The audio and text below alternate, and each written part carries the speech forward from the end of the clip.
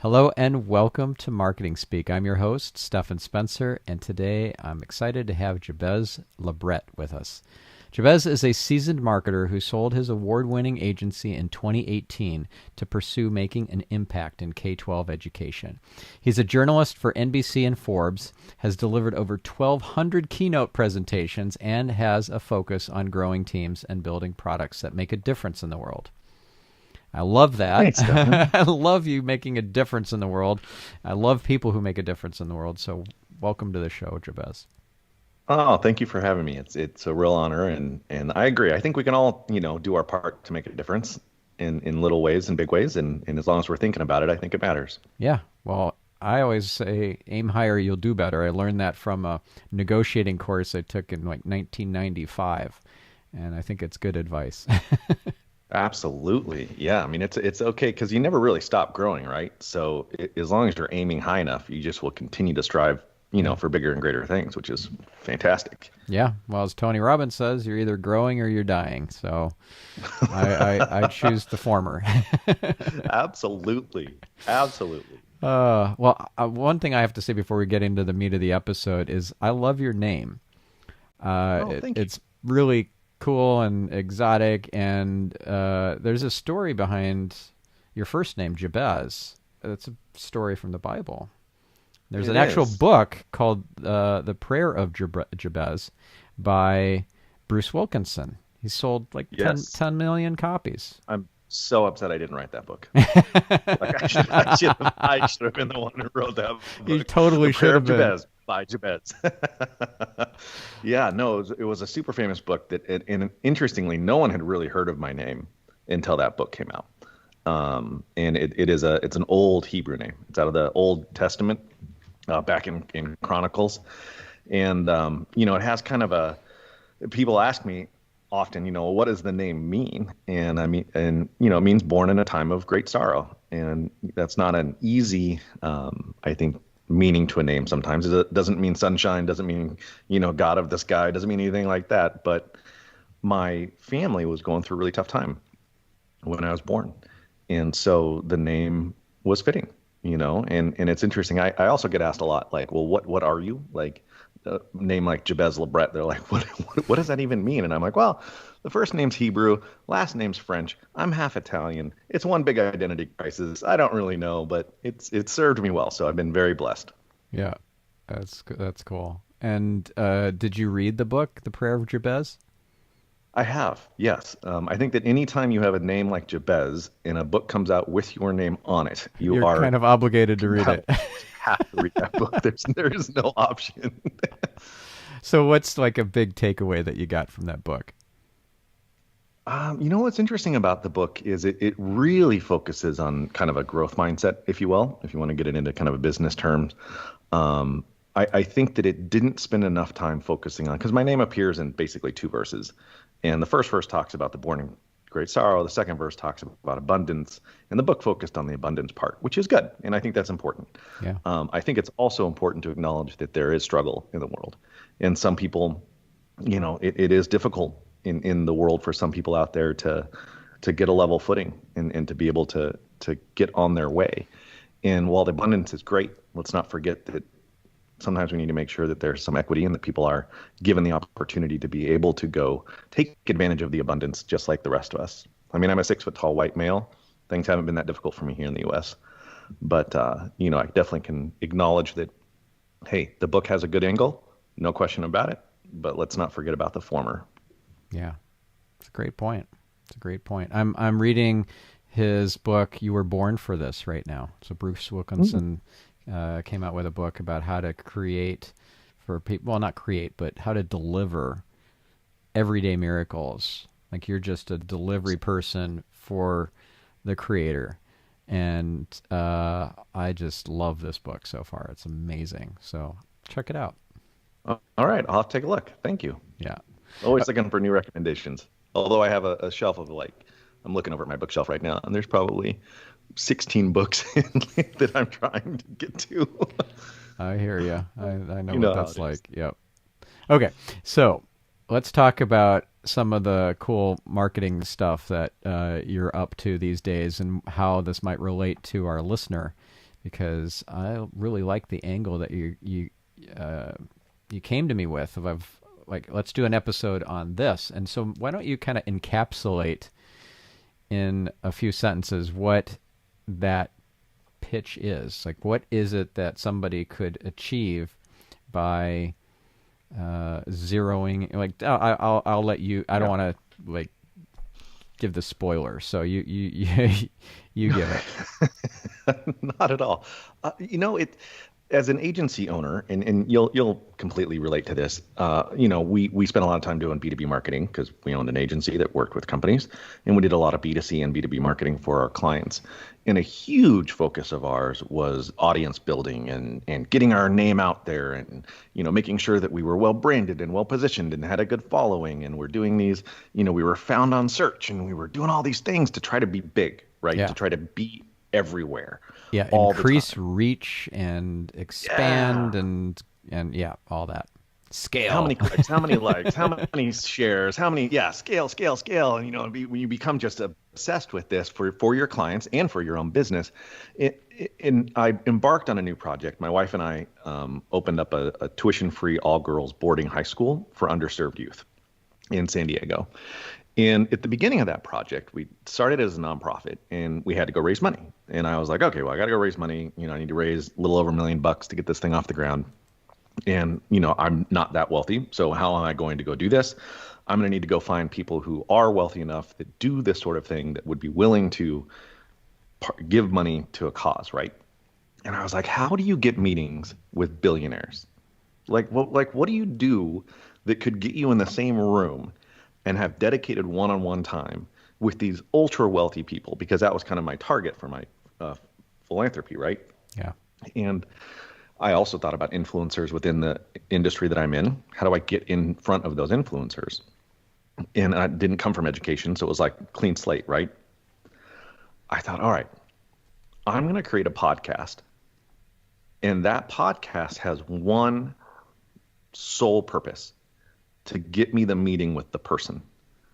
I don't care if anybody listens to any of my episodes at all. I'm going to create a podcast that simply opens the door to get me to have a 45-minute audience with someone who would barely give somebody 5 minutes because they're that busy. And it made me think about all the times that I have actually gone out of my way to produce content for one, which is kind of what I was thinking about it as, is producing content for one person. Yeah. Not producing content campaigns for the world, but content campaigns that are super laser focused for one individual.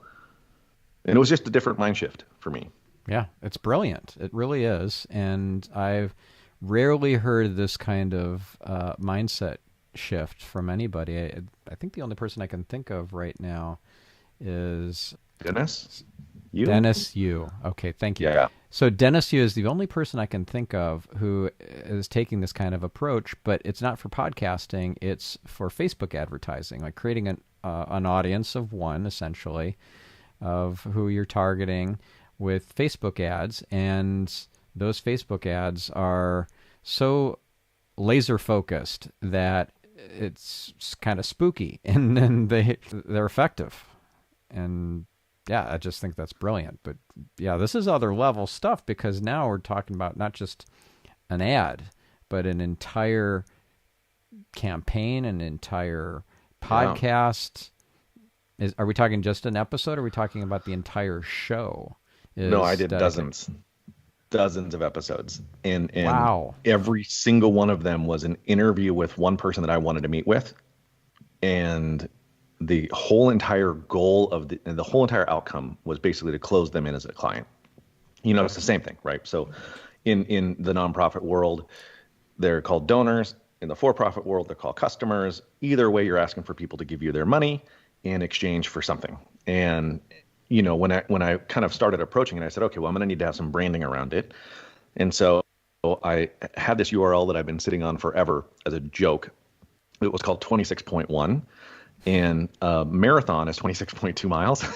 So it's a play on getting all the way to that last tenth of a mile and then not making it. And it was kind of spawned from those bumper stickers that you see on people's cars, the oval ones that are white that say 26.2. And I was going to make bumper stickers that said 26.1, like almost got there, but didn't quite make it. And the branding around the podcast was moments in your life where you almost were successful, but you didn't quite reach the success. And why, and what did you learn, and how did that grow?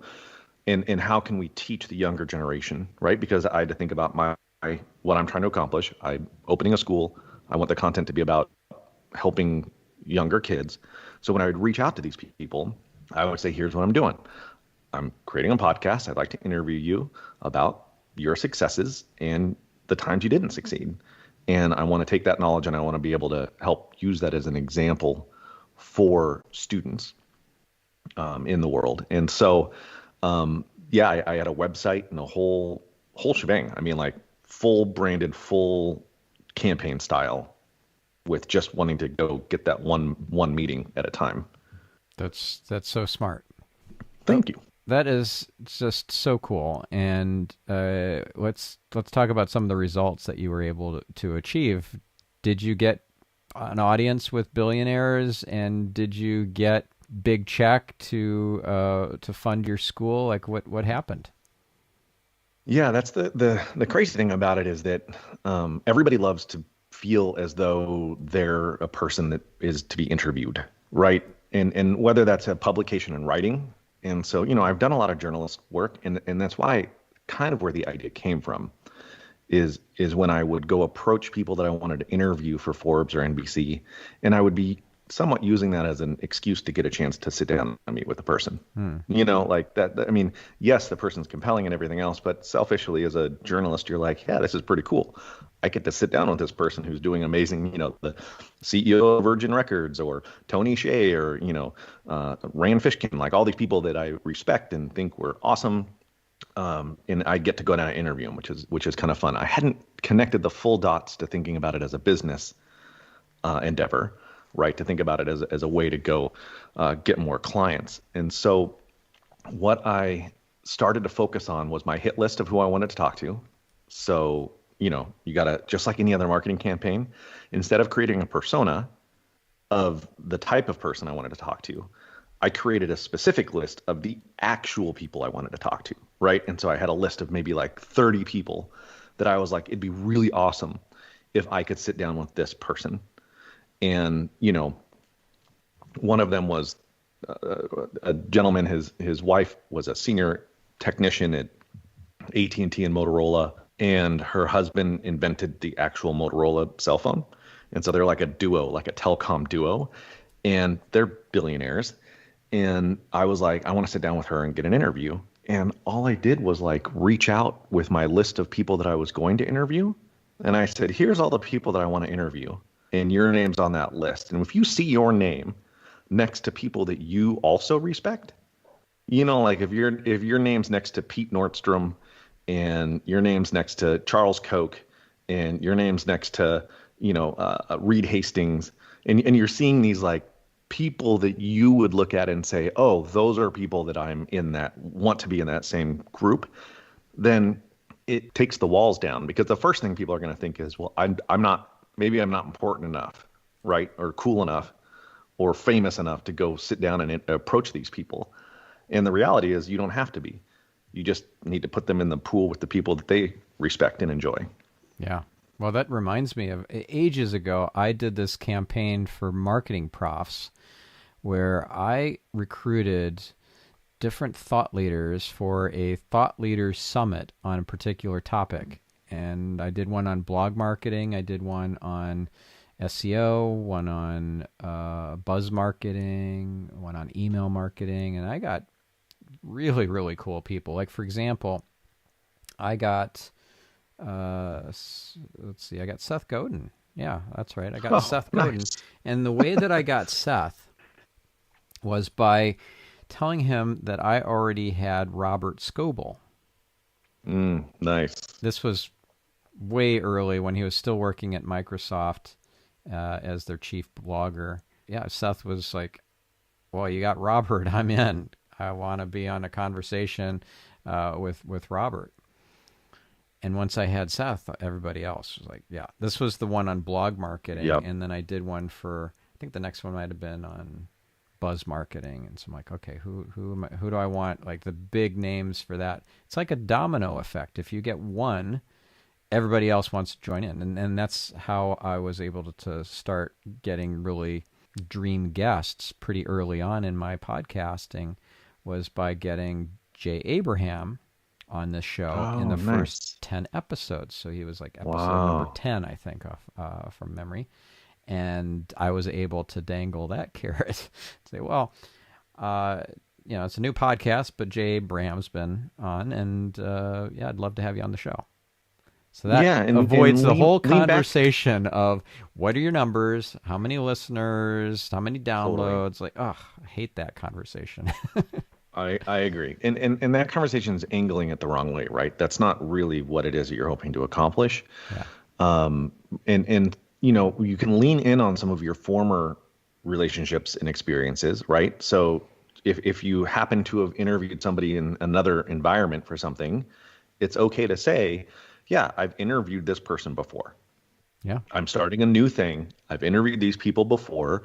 If you've never interviewed anybody before for anything, then it's okay to say, excuse me, here's the list of people that I want to interview. And then as they start to fall, like somebody will say yes.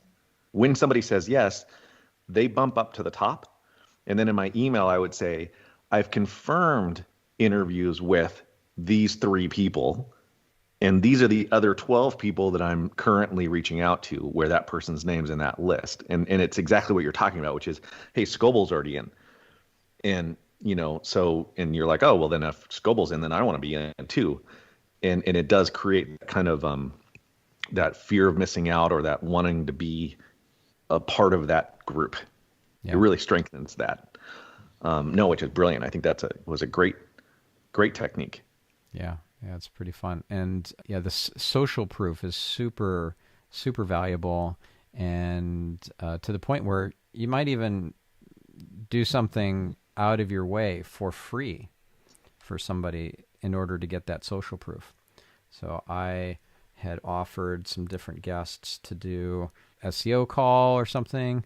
Yeah, just absolutely. Dave Asprey, for example. I just did a little pro bono thing. Now he's a client. Oh, that's awesome. So he became a guest on my podcast, and then on the other podcast as well. And yeah, now we're working together. It's really cool. And another thing that I love that you said is you can take something out of another context, like an old interview that you'd done in the past for another thing. I did that very thing because Tim Ferriss is kind of a big deal, right? And I interviewed him many years ago. Before this podcast, I had a kind of a false start. I mean, it was a kind of a half start. I did my 26.1, and at 26.1 miles, and that was the Net Concepts Friends podcast or whatever, and it was back in 2007 or so. And I interviewed Tim Ferriss back then. It was great stuff. We talked about how to outsource and the 4-hour work week sort of philosophy. Absolutely. And everything. It's great stuff. Now he's so broad and so many different topics. He's a biohacker and he's he's everything. He's gotten into a lot of stuff. Yeah, but that episode on, you got him early, right? Yeah, I got him super early. And I re-listened to it. I'm like, this is gold. It's a decade old. So what? I'm going to publish it. I'm going to put it on this podcast as an episode with Tim Ferriss, because that's still my voice interviewing him. It's unmistakable, hey, and it's great content. And I do preface it at the beginning in the intro by saying, hey, this is an old episode. I dug it out of the archives. And it's as good today, I think, as it was back when we recorded it. So hope you enjoy. And yeah, got good feedback on it. And now I get to use Tim's name on my list of example guests. And that just eliminates any questions around your reach and download numbers and all that sort of stuff. Yeah. Yeah. And this works for any medium, right? It could be video. It could be podcasting, it could be written, you could be writing a piece, creating a white paper, it could be, social interview series, hell, it could be TikTok. I mean, whatever it is, I think the strategy works the same. And as you start to approach it, and interesting, Dennis Yu, who we mentioned earlier, one thing that Dennis taught me years ago that I've always has kind of stuck with me is maximizing your yield. And Dennis is really good at this. It like creating one thing, and then how do you take that one thing you created and turn it into like 15 things that you can then continue to use and use and use and use and use? Infographics, written documents, videos, audios for podcasts, social shares, placards, cards of quotes, and like taking, and that's really being purposeful around not just throwing spaghetti at the wall and trying to hope something sticks with your marketing efforts, but saying, I'm going to be really laser targeted. And if I were to build relationships with these 10 people are in all of the right rooms where I need to be. And if you're doing marketing for auto dealers and there's a major association, well, it's probably going to be good for you to be connected to the president of that association. It's probably going to be good for you to be connected to maybe the CEO of Ford, right? And then you have to start thinking, well, how on earth could I get an audience with the CEO of Ford?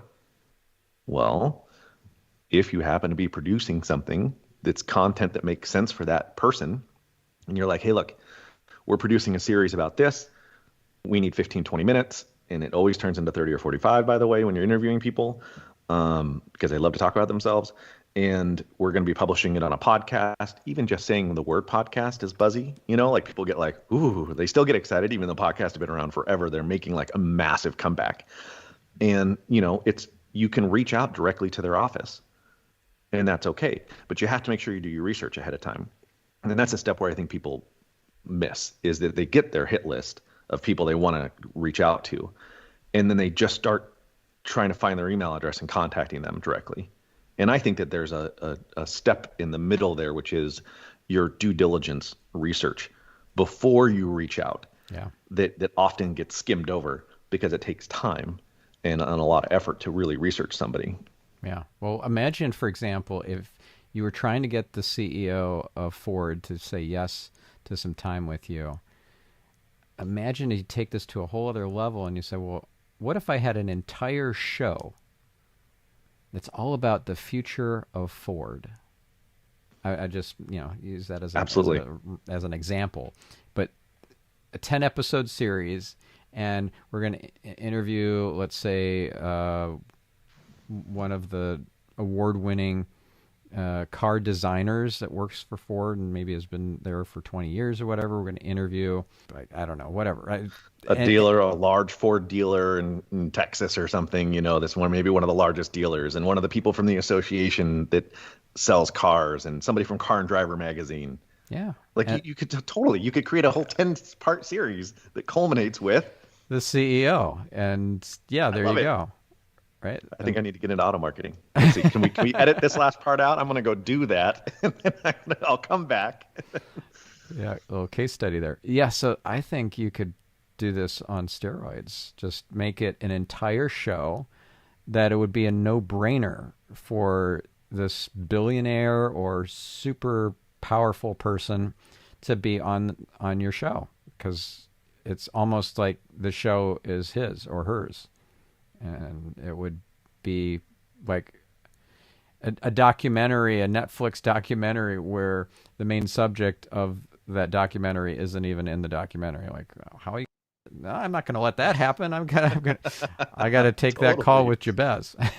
and if you are angling in a positive light, right? So in all of my journalistic writing, I'm not a beat reporter. I'm not an investigative journalist. I'm not trying to uncover some sort of hidden, unknown, thing that happened in controversy. I'm trying to share good, positive information.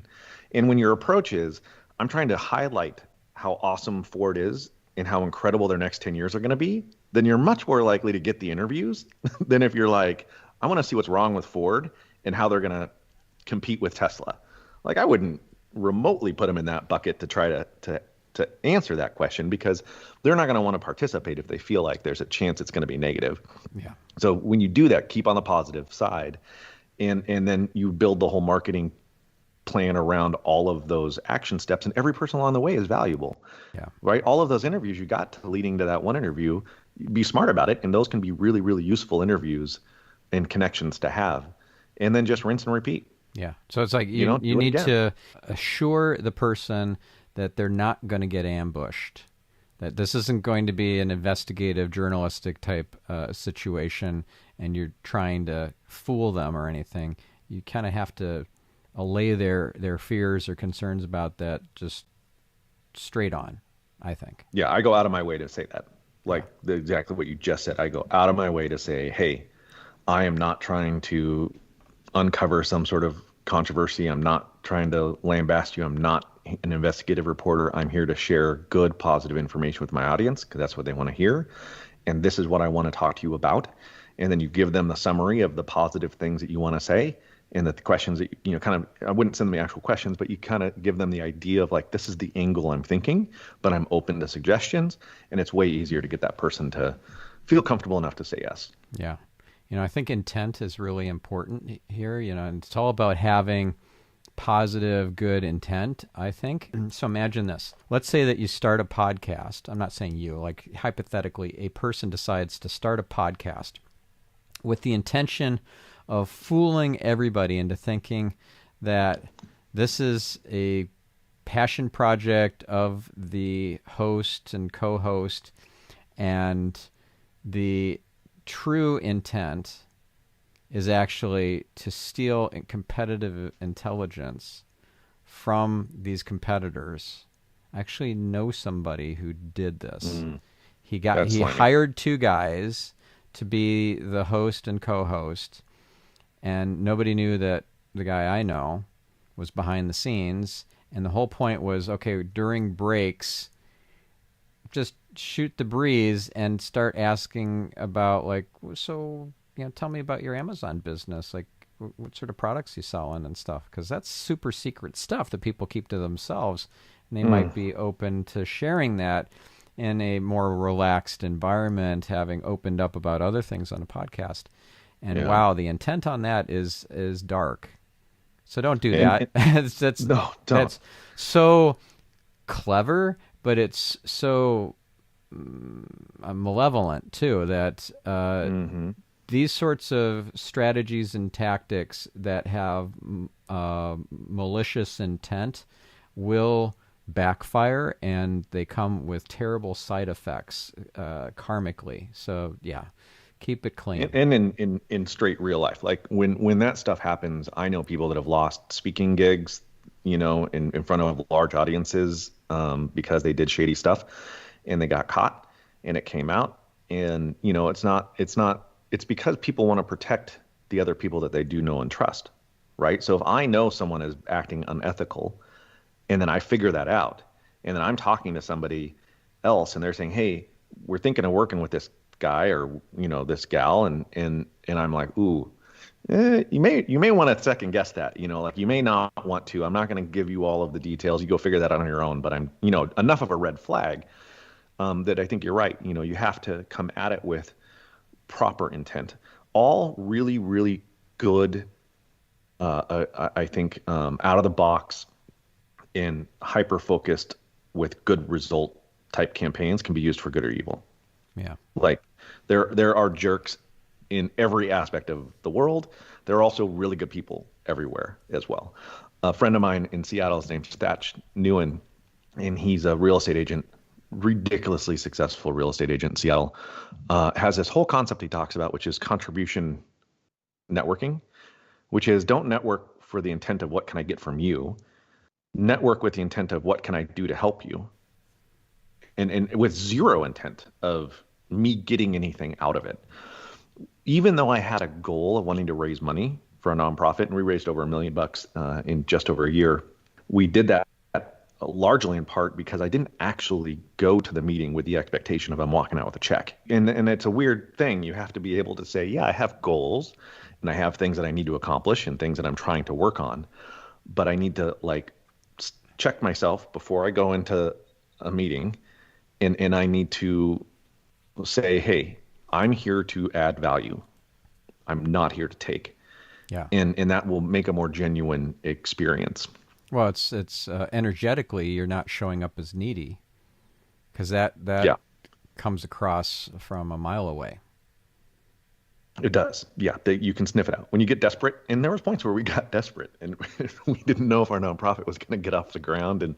And I could sense myself getting that anxious, like, and when I ran GNGF with Mark Homer, my former agency, there was times where we were worried about making payroll, and then you get really desperate in your sales, and and then they can smell it, like you said, and they just know, they can sense the desperation, and it becomes a kind of an off-putting thing. It makes it a little bit harder to actually do the thing. Yeah. The irony, when you need it most, is when you act the worst to get it the way that you need to get it. Well, that's I think a spiritual lesson or opportunity too. Like this is when you got to kind of surrender and put yourself out there and say, well,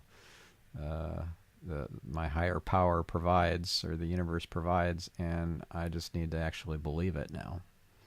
And it's so fun because if you're not going out with this huge expectation of the result having to be this massive thing, you can enjoy the experience. Yeah. Because then you're not focusing on, am I getting to the result yet? You're focusing on the process of it and enjoying the moment of that process. And the results do happen. I mean, so right now, a good example, I'm working with an ed tech company. We're going to go raise like over $1 million in a seed round with a bunch of institutional venture capitalists. And I've not done that particular thing. I mean, I've raised money for other things, but not this particular way. And so I was like, how am I going to do this? And I was like, oh, I know. I'm going to do the same thing that I did last time. I'm going to create a podcast series where I'm interviewing partners at venture capital firms. And that's how I'm going to get past the gatekeeper. And I'm going to get all of the meetings. And then I'm going to be able to share my information with them at a later time. And if they're interested, they're interested. If they're not, they're not. Yeah. No big deal. But it's the same thing.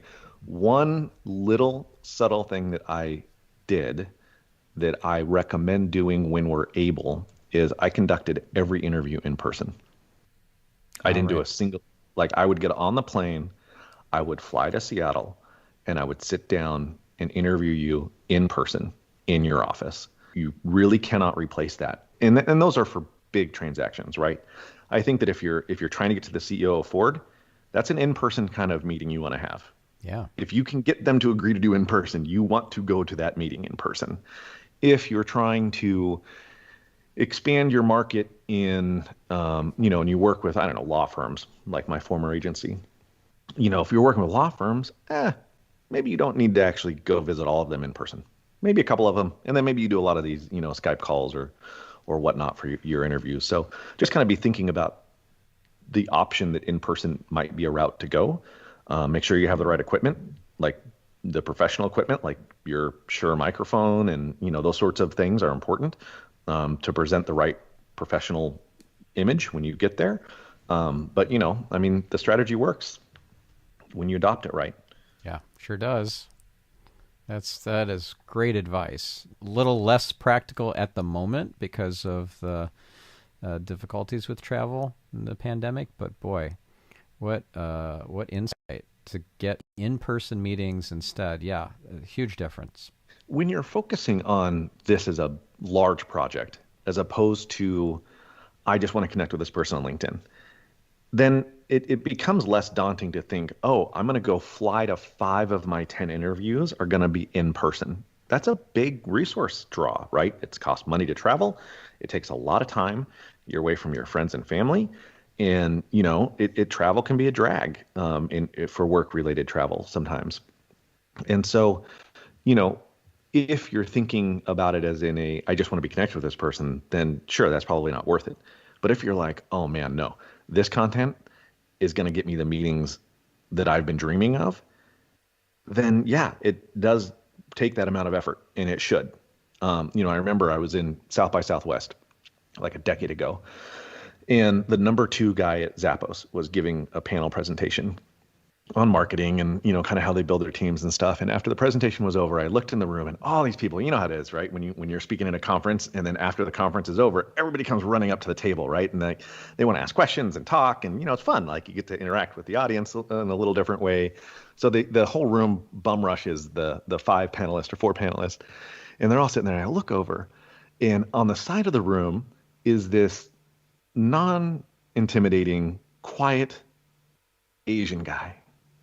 It's Tony Hsieh standing right on the side of the room. No one is even looking at him, right? They're all talking to number two. And here's the founder of the company standing right there. And I walk over and I said, hi, Tony, my name's Jabez LeBret. I've been following you for a long time. I appreciate the stuff that you do. It must be a moment of pride to see your number two getting, inundated here with this huge crowd. Like, that's pretty awesome. Like, you had a part of that, and that's pretty cool. And he's like, oh, it's like, guess I hadn't really thought of it that way. And I was like, I do some writing for NBC. I would love to interview you if you find that you have time. And he says, sure, no problem. He says, but I'll only do the interview if you'll fly to Las Vegas and interview me in person. Oh, And wow. it suddenly, I was like, duh, of course. These people much prefer the effort that you would be willing to take to go in person to interview someone than just another phone call, another conference line, another Zoom now, right? Fast forward 10 years. And it just really stuck with me that his stance was something that I suddenly realized needs to be my stance. I need to be offering the in-person first before I offer the online version. Yeah, because you're so much more invested as the interviewer. Yeah, it's going to be a better quality interview. It's going to be worth their time. Yeah, that totally makes sense. Yeah, I appreciate the story and that how that shows what the motivations would be of the guest. That's great. And there's a saying that is usually applied to courses and like online courses and pricing of these things, and that is, when you pay attention. So if you give a free course out, the consumption, the finish rate, and so forth is pretty low. Whereas if they have to pay for it, then they're more likely to actually do it. If they have to pay a lot for it, then they're much more likely to complete it. So that is, I think, relevant here as well. So when you pay attention. Well, you paid for the flight to Vegas and the hotel night and all that. So, yeah, you were totally all in. Although it was pretty epic. So you never really know what to expect in interviews, right? And usually you schedule them, and oftentimes they're about a 30-minute schedule. And a couple pointers on interviews for those that haven't done a lot of interviewing with podcasts. I never send questions ahead of time, but I'll send a theme. Like, I'll say, hey, here's kind of thematically what I want to talk about. I want to have a conversation, not a list of 10, 15 questions. This is when I'm expecting to publish. Let them know when you're targeting to publish. And then, hey, I need about 30 minutes. Interviews are about 30 minutes long. Shows are about X amount of time. If you have any examples of what you've done before, and then kind of just leave it open. And with Tony, he invited me out to Vegas, and he said, don't worry about getting a room. He said, I've got a building I just bought downtown, and we got apartments there. You can stay in one of my apartments for the night. I was like, okay, that's awesome. And he's like, get in early, and then don't fly out until the next day. And I was like, oh, okay, cool. And so I land at like 10 in the morning. I get in a cab, pre-Uber, go to, the place that I'm staying, get all settled in. And then he's like, let's go to Zappos. And so then we hop in a car and we go to Zappos, and then we hang out at Zappos for a few hours. Then he's like, all right, well, I got this couple meetings with these, companies I'm investing in. Let's go to those meetings. So we go to those meetings. And the whole day, I'm basically shadowing this guy as he just goes through his normal day. And then he's like, all right, we're going to go to dinner. And then a dozen people show up, all of his friends, for dinner. And then we go to the bar afterwards and have some drinks. And I was like, this would have never happened if I had not just jumped. If I wasn't and unfortunately, sadly for Tony, things got a little sideways for him in life. And, regrettably, he is no longer with us. But I'll never forget just yeah, sometimes you just got to throw it out there and then you get to just go hang out, and then cool stuff happens, and without the idea of like, well, where's this going to get me? Yeah. Who knows? But it's still cool. It's so cool. And Zappos is such a cool company, and it's such a reflection of Tony's uniqueness and his focus on happiness and on culture and inclusiveness, and it's just I got to work with Zappos. They were a client with my Awesome. previous agency, and then a client again after I sold the agency and was off on my own. And at least the first time that we were hired, Tony had like a big say in the decision making process of hiring us. So that was really cool. That's awesome.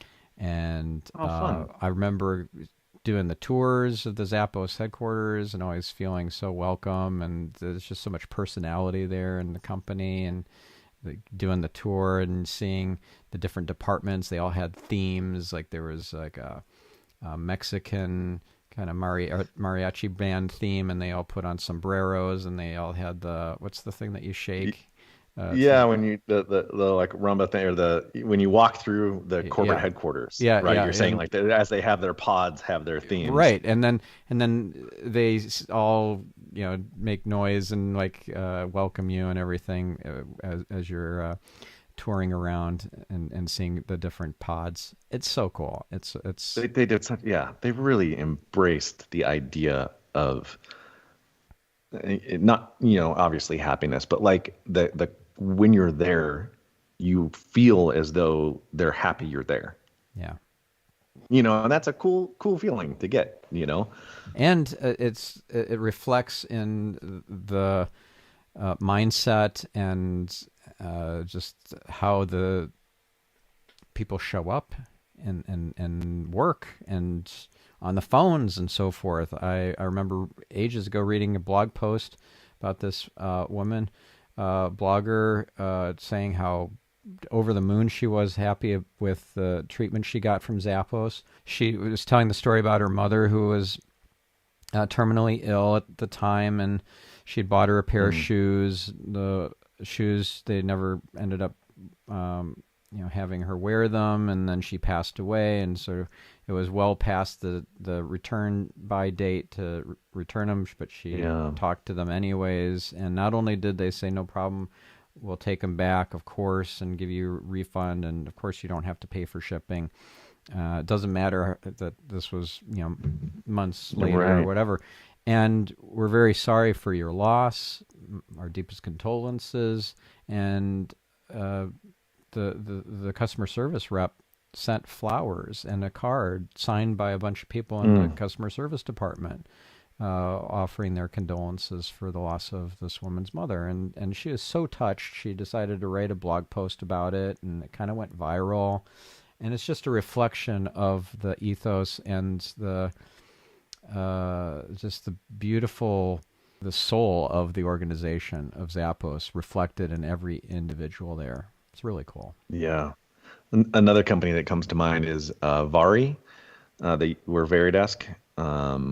Jason McCann is the CEO there and founder, and he is doing, I think, following the same footsteps as Tony in building a company culture that is off the charts awesome. And so if you're looking for an example of a company to follow, they would be one that is doing good things and really making a splash on the culture side. And it's funny, I got to interview Jason. Like, I mean, it's like when I started thinking about it before we got on the show today, and I was thinking about, oh my gosh, like I got really lucky. I've interviewed all of these amazing people in the world, not because I'm special, but because I just was happy to share their story.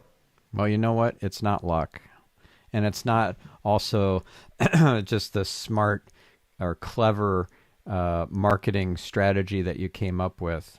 It really is, I think, kind of a reflection of business karma. Like if you're out there in the world doing good and you're doing amazing things, like selling your agency to build a school and operate it that is free for people in Yeah. need. And my hat goes off to you. No, And that's I very just kind. think you're an amazing human, an amazing soul. And yeah, whatever I can do to help, to assist with your mission of changing people's lives, making a difference in the world, yeah, Yeah, I think we're count doing me it in. right now. I hope a listener out there, um, you know, takes this and puts some thought into it Yeah, and says, how can I, because the kind of people that are attracted to your show are the kind of people who are building the right kinds of companies, right? They're doing the right kind of things. They're building the right teams, and those are the people that genuinely care about the people that they're interacting with. And those are the kinds of people that should be successful. We want those people who care about their team and care about the people around them and care about their community to continue to have more success. And, I just really encourage people listening to think about this for a second. Go on a walk, take 20 minutes, get out of the office, walk, no podcast, no music, just walk and just think, is this something that I could adopt? And how would this strategy potentially help make my business more successful so that I can continue to do the good work that I'm doing? yeah, Like let's do that. And if we all chip in, and then when you have a really good idea and you think of something, don't bogart it and say, well, no, I'm not going to share my thing because it was my idea and I'm afraid somebody's going to do it. Like, yeah, what if my competitor does my idea? Okay, yeah, that is possible. Probably not going to happen. And so don't be afraid to then turn around and give back. And you would ask like, well, are we selling anything here? Like, what are we, is there coaching? Is there a course or anything? I was like, nah, not really. I was like, I just think this is a really cool idea and I want people to hear it. And so I was like, yeah. Yeah, and for that the I think, listener who's wondering what we're talking about here, before we started the recording, I asked Jabez, what can I do to serve you and get you the best, highest outcome possible from this interview? And I always ask that question or something along those lines, like what would make this the best podcast interview you've ever done? And when I ask it, it's coming from a place of service, and it's not a trick absolutely. or it's not like a rapport building technique. I really mean it. I want Yeah. people to get so much value out of being on my show that it's memorable to them. And maybe it makes a difference in their life even. And yeah, that's just how I show up in the world. And I have this intention of revealing light with these interviews, with these episodes, and with client calls and prospect calls and conference presentations and everything else. That's the higher intention that creates a higher outcome, a higher level outcome for people and for everybody, for the world. And that is the 100% right approach. And to your whole conversation about intent earlier, it is you weren't asking saying, hey, can I get an affiliate link to go sell your thing? And we're gonna make $100, off of this podcast episode. You're genuinely there to say, hey, I want this to be a great experience. I want to see you be successful. You can approach the same exact approach with the whole podcast series around trying to grow your business, right? If Ford's your target, every single person you come to along that pathway that you're part of your series, if you're doing a 10-part series, if you can center yourself enough to say, how can I make this valuable for that person? And how can I make this the best experience for them? And how can I help them? Just throwing that question out oftentimes can help you get insights into what that person might need. And you may be surprised, you might actually be able to help them. That contribution networking from Thatch, he often tells you to take it a step further. So it's not just about having intent of wanting to help the other person without intent of receiving. He says you have to dig because oftentimes people don't really know what they need next. And so if you go to somebody and they say, well, what are you trying to accomplish, or what are your goals? What do you want to work on? And they're like, oh, I want to go fishing. And you're like, okay, great. And they're like, yeah, can you, do you know anybody that has a boat? And you're like, you might know somebody that has a boat, but what you need to do is dig a little bit and be like, oh, okay, great. Well, have you gone fishing before? And, no, I've never been before. Oh, that's exciting. You'll enjoy your first time. Do you have a fishing license? I don't even know what that is. Oh, do you have, you know what I mean? Like there's things that you need before the boat matters. The boat is not relevant yet because you have to cross all of these other steps first. Yeah. So when you're putting out the intent to help, do remember sometimes it's important to ask a couple follow-up questions, dig a little bit, and then sometimes it's as easy as I'm talking to somebody, turns out they just need a bit of information. And maybe I know someone who wrote something about that. Or I listened to a podcast, or I read a blog, or I know somebody who is an expert in that particular thing that they need. And then I can say, oh my gosh, let me connect you. I do that all the time. I'm like, oh, hey, great. Let me connect you with somebody who knows about what it is that you're looking for. And then that's it. And that's how you build a really strong network. Yeah. Well, it's You just also continue to do that over and over again. it's not just that you're building rapport and adding value for the person. I think of it as, tying back to the beginning of our discussion and delivering everyday miracles. This is an opportunity, that book, you Were Born for This by Bruce Wilkinson. This is an opportunity for you to not just drop a nugget of wisdom or value, but potentially change the course of their life, or their business, or do something that is so fundamental to them. And all you have to do is share a name, a resource, a tool, a company recommendation, and you're just kind of channeling there. It's pretty cool. It's synchronicity, and that, I think, is part of the secret sauce that you've had, because you had great strategy. That whole audience of one strategy was brilliant, and you had powerful, positive intent, plus the other essential ingredient, synchronicity. I think we summed it up right there. I think that's it in a box with a nice bow on top. I think that worked perfectly. Oh no, I mean that you really summed it up better than I could have. And that's why you're the host and I'm the guest. It's important to remember as you're making an impact and you're talking about, that bringing out the light in people and giving them the opportunity. I remember years ago, a mentor of mine, I did some work for the ADL, the Anti-Defamation League, going into middle schools and talking about race and talking about discrimination and all of those things that come along with some of the hatred that's been embedded in our societies, and with some people who just are ignorant is a fair word to say. They just don't know any better, and they just need some education on it. And I remember leaving a middle school. They're exhausting sessions. They were like day long, and it was really tiring and taxing. And I was like, how do we even know if we're making a difference? Like, we poured out everything to these kids. How do I know that it did anything? How do I know I moved the needle? And she said, well, you're missing the point. It's not about whether or not you get to know if the difference was made, but you are one domino in the chain of difference. And if you don't insert yourself as one of those dominoes, and there's too big of a gap and too many people don't insert themselves, as the change starts, it's going to fall flat and they're never going to actually realize true change. Yeah. But if you always are there to be the one domino in the chain, very rarely do you get to have the honor of being the domino that sets the chain reaction. And in those moments, if that happens to happen to you in life, awesome. You just got to watch the change happen in front of you because of your one little moment. Don't forget that there was hundreds of moments before that led to this change. And remember, it's more important to be part of those moments than it is to be hunting for being that last chain reaction.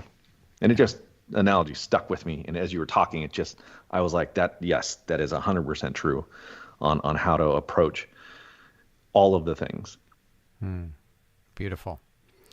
Well, thank you, my friend. This was inspiring and a beautiful conversation, and you're a beautiful soul making a wonderful difference in the world, and yeah, I salute you. So thank you.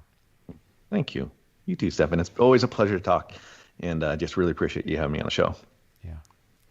Awesome. Well, thank you as well, listener, for sticking it out to the end of the episode. And I hope that you're inspired to do something big. This isn't really marketing advice I want to share with you, but at least this is, I think, life advice, and that's to check out that book, You Were Born for This. It was given to me as a message of I'm meant for more, and you, my friend, are meant for more too.